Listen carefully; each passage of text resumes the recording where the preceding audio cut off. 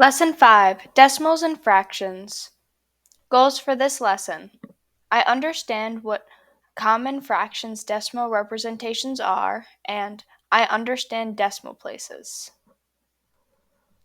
Welcome to Lesson 5. We will cover decimals and fractions.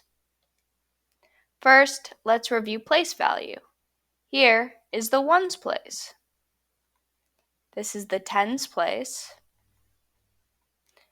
This is the hundreds place. And this is the thousands place. This is still the ones place here.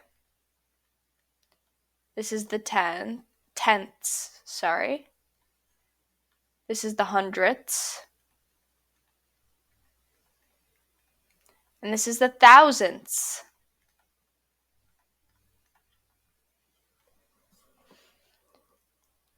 Now let's see some common ways to represent fractions. This is decimal equivalent would be 0.3 or 3/10. This would be 0.03 300ths.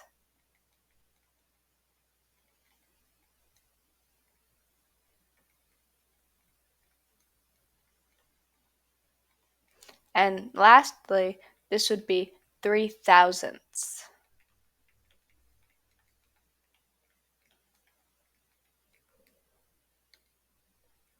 Every decimal is a representation of some number out of 10, 100, or more, so we can represent every decimal as something over something else. But what happens if the denominator is not some value of 10, 100, or 1000? How do we deal with that then? Let's find out. So this we can actually make out of 100. So I know this might be a little tricky to see at first, but we could multiply this by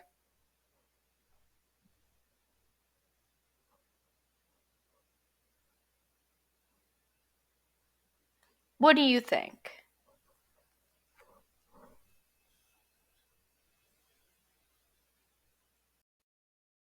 That's right, we multiply it by 25. Do you know what 3 times 25 is? That's right, it's 75. So we can see that this is going to be 0.75. Alright, now what can we multiply 5 by to get something out of 100? That's right, we can multiply it by 20. So we get 40 out of 100, which just equals 0.4, because it is 4/10. Okay, what do we multiply 20 by? That's right, 5. So we get 35 out of 100.